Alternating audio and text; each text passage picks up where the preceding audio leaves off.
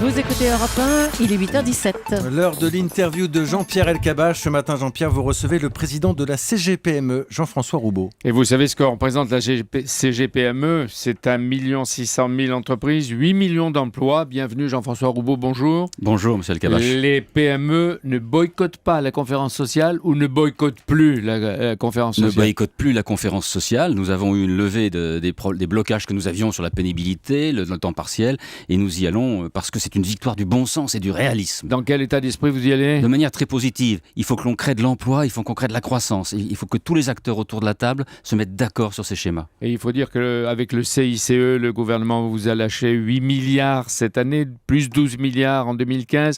Au total, sur 3 ans, 40 milliards. Ce qui fait dire à la CGT qu'on vous offre des cadeaux. Oui, enfin, c'est pas des cadeaux aux entreprises. La CGT, elle commence à nous énerver un tout petit peu parce que vous savez, il y a quand même des situations extraordinaires. Ils nous disent qu'on refuse le dialogue social et dans le même temps, ils nous bloquent la France avec les grèves de la SNCF. Ils sont en train de bloquer les relations entre le continent et la Corse. Donc c'est toute une économie. Moi, je reçois des lettres tous les jours des entreprises corses qui me disent mais faites quelque chose, bougez, ça va plus. Et puis il y a les intermittents du spectacle. Donc si vous voulez, la CGT ras-le-bol. Excusez-moi, monsieur, mais vraiment on n'en peut plus. C'est pas du dialogue social, ça, c'est du blocage. Pour accélérer les réformes, le Premier ministre vous a donné satisfaction et la CGT prétend que Manuel Valls a capitulé devant vous, les patrons. Non, Manuel Valls, il a simplement reconnu le bon sens, à savoir que si on veut créer de l'emploi et de la richesse, il faut amener de la souplesse dans tout ça. Et qu'est-ce que vous dites ce matin à M. Thierry Lepant et à la CGT? Parce qu'en fin de matinée, ils vont décider s'ils participent ou pas à la conférence sociale. J'espère qu'il va participer à la conférence sociale, mais ce que je lui dirais, essayez de tenir vos troupes quand même, bon sang.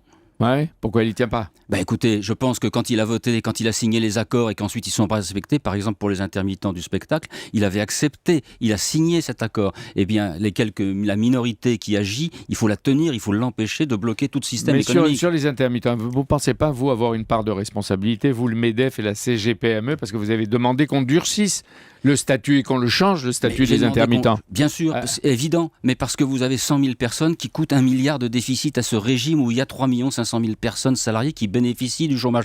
Donc ce qu'il faut, c'est se mettre autour de la table. Il y a les acteurs et tout ça ont besoin de tout cela, mais pas les techniciens sur les plateaux, etc. Jean-François Roubaud, vous avez parlé de la SNCM, c'est le 14e jour de grève. Est-ce que les répercussions sont déjà ressentis par les PME? Est-ce qu'ils vous appellent? Est-ce qu'ils vous le disent? J'ai eu des hôteliers qui m'ont téléphoné, qui m'ont écrit hier soir pour me dire on a des annulations de séjours. Donc c'est toute l'économie, c'est 15, 20, 30% d'annulations qui est en ce moment dans les hôtels, dans les campings et également dans les transports. Pensez aussi que la SNCM bloque un bateau de la Méridionale qui n'a rien à voir.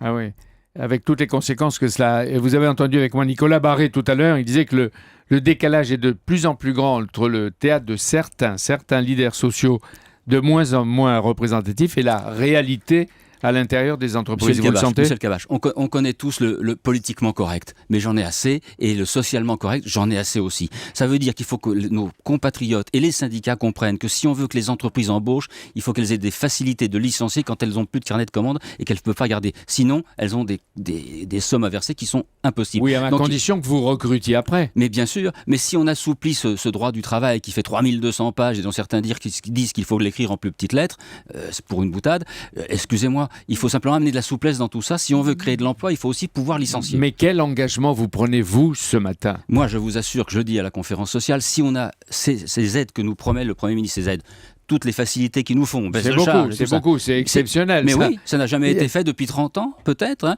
Alors, on a été un peu massacré au début, il y a 2 ans et demi. Enfin bon, on a au moins cette aide qui arrive. On a une lisibilité qui a été annoncée par le président de la République sur les dates de baisse de charges et tout cela. Moi, je dis, chiche, on y va, il faut qu'on y aille tous. Et à ce moment-là, on va refaire des marges. Et avec ces marges, on va créer de l'emploi et créer de l'investissement, ce dont nous manquons aujourd'hui en France. Donc, vous dites que vos marges vont peu à peu se reconstituer. Oui, bien sûr. Et combien de temps il faut pour qu'on en voit le résultat? Il faut que les marges, il faut une année de bilan d'entreprise pour que le chef d'entreprise voit que ça s'est amélioré et qu'il a des capacités d'investissement. Mais à partir de quand vous investissez? Eh bien, nous partons avec ce que vous recevez. À partir du moment où on s'aperçoit que les résultats sont meilleurs, on investit tout de suite. On investit en matériel, mais aussi en hommes.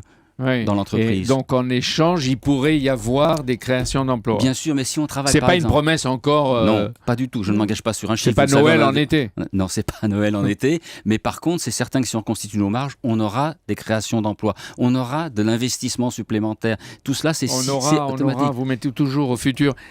Vous, les chefs d'entreprise, qu'elles soient grandes et petites, vous sentez pas que vous avez une part de responsabilité dans l'état du chômage ou dans le manque d'emploi et de créativité, comme le disait Jacques Attali? Michel Cabache, bien sûr que nous avons une responsabilité puisque nous sommes les seuls créateurs de richesse, nous sommes les seuls qui faisons de l'emploi. Mais encore faut-il qu'il y ait les conditions pour faire cet emploi et qu'il n'y ait pas des freins trop importants, ni des blocages, ni des risques trop élevés. Alors le Premier ministre, vous l'avez dit tout à l'heure, vous a d'une certaine façon rassuré en vous donnant une perspective de 3 ans, c'est-à-dire que c'est plus clair.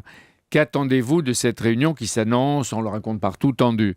Oui, elle sera peut-être tendue, écoutez, pourquoi pas. Mais à la limite, je crois qu'on va être au moins maintenant clairement dans un dialogue clair, franc. On est au pied du mur. Est-ce qu'on est capable de réviser? Pourquoi, par exemple, l'apprentissage ne marche pas depuis 1 an et demi? Parce que les mesures qui ont été prises ne sont pas les bonnes. Comment peut-on les modifier pour que ça marche tout de suite à la rentrée scolaire du mois de septembre? François Rebsamen vient de dire qu'il pense, lui, que Force ouvrière et la CGT seront présentes demain après-midi. Vous dites c'est bien qu'il n'y ait pas de boycott ou boycottage. Je l'espère qu'il y ait l'ensemble des partenaires sociaux autour de la table. Parce qu'il y a vraiment des vraies responsabilités et des vraies décisions à prendre, qui sont des décisions qui doivent être assez simples, parce qu'elles vont toutes dans le même sens, créer de l'emploi et de la richesse dans notre pays. Au passage, Martial Liu, que vous avez entendu avec moi, était à Aix, en Provence hier, où se réunissaient des économistes et des chefs d'entreprise, et Madame Lagarde et beaucoup de beau monde. Et Michel Sapin a dit: mon ami ou notre ami, c'est la finance, la bonne finance. Comment vous réagissez? Je l'ai entendu comme vous. Écoutez, moi je suis ravi que Michel Sapin se reconvertisse à la finance, parce que ce n'était pas les propos qu'il avait il y a quelques semaines ou quelques mois. Tant mieux, parce que maintenant qu'il est ministre de l'économie, on en a besoin. Vous dites c'est plus une conversion qu'une boutade. Les seuils sociaux, ce que vous appelez les seuils sociaux, vous demandez qu'il y ait un allègement. Bon, on entend la chanson et le refrain. S'il y a un allègement, qu'est-ce qu'il y a au bout? Je crois que si on a un allègement de ces seuils sociaux, on peut imaginer une création de 150 000 emplois en 1 an et demi, à peu près, le temps que l'entreprise s'en rende compte et puisse le faire. C'est vraiment un blocage terrible. Il y a 2,4 fois plus d'entreprises de 49 salariés que de 50. C'est bien qu'il y ait un blocage quelque part. Si la promesse et les promesses Hollande-Valls sont tenues, et surtout si elles sont votées par le Parlement, enfin, vous direz, nous sommes sur le chemin de la confiance. Oui, mais monsieur El Kabbach, je le dis depuis le 31 décembre à 20h30, où je dis l'annonce du président de la République, c'est la bonne chose. Économie, etc. Sauf qu'on attend depuis 6 mois que les mesures soient prises, et maintenant, par la lettre du Premier ministre de la semaine dernière, nous avons... Alors maintenant, il faut que les textes soient votés, mais si ça va dans ce sens-là, on est dans la croissance. Alors, il y a des efforts à faire en matière d'apprentissage, en matière de formation, dont le budget est de plus de 30 milliards par an. On peut se demander s'il sera mieux géré, et en tout cas, si vous formerez enfin aussi des chômeurs qui ont le plus besoin. Oui, je crois que c'est l'engagement de l'État. Vous savez que j'étais opposé à la réforme qui a eu lieu, tant pis, mais maintenant on l'a. Il faut former effectivement les chômeurs, et il faut s'occuper aussi des jeunes dans leur formation, qu'elle soit plus polyvalente, qu'un jeune qui ait un métier puisse en changer rapidement. Rien que la formation première sur l'économie, par exemple. Oui, parce qu'on est en train de vivre plus qu'une mutation. Oui, bien sûr. Nous vivons une métamorphose à l'échelle mondiale. Est-ce que vous voyez des gens de l'opposition, des ténors de la droite, est-ce que vous les rencontrez? Est-ce qu'ils vous semblent prêts à une prochaine alternance? Est-ce qu'ils sont prêts idéologiquement et économiquement et socialement, pour éviter le socialement correct? Là, vous me mettez dans des ennuis, parce que mon propos ne peut pas être politique, si vous voulez. Mais je discute, bien entendu, avec l'opposition, comme je discute avec le parti de la majorité aujourd'hui. Et j'essaye surtout de faire comprendre le bon sens de l'entreprise. Quelles sont les valeurs de l'entreprise, de la PME que je connais. Je ne parle pas des grands groupes internationaux, où le chef d'entreprise n'a qu'une envie, c'est que son entreprise, elle réussisse, qu'elle marche, qu'elle crée de l'emploi, parce qu'il a un devoir sociétal dans son bassin d'emploi. Hier encore, Manuel Valls lançait un message optimiste à Vauvert, et il s'affiche volontiers avec François Hollande comme réformateur. Quand les patrons saisiront cette occasion d'être aussi des réformateurs? Eh bien, je crois que nous le saisirons en ce moment. À partir du moment où ces textes qui ont été annoncés seront votés, je crois que nous serons aussi des réformateurs. Donc la conférence sociale va se dérouler, comme on le lit, sous haute tension. Certains prévoient l'échec, disent même que c'est une conférence pour rien. Non, franchement, moi je ne crois pas à l'échec parce que tous ces hommes et ces femmes sont responsables et se rendent bien compte qu'on est maintenant au pied du mur, qu'il faut trouver des solutions. Des solutions de bon sens, il ne suffit pas de révolutionner, c'est pas de vouloir arrêter le dialogue social, c'est l'améliorer de manière un peu plus sérieuse. On n'est pas dans des conflits type SNCM dont nous parlions tout à l'heure, on est dans un dialogue pour réussir. Et que chacun se réforme à l'intérieur de lui-même. Oui, tout le monde, même nous. Monsieur El-Kabach. Ah ben, ça, on le retient. Et on va voir si la promesse est tenue. Merci Jean-François Roubaud.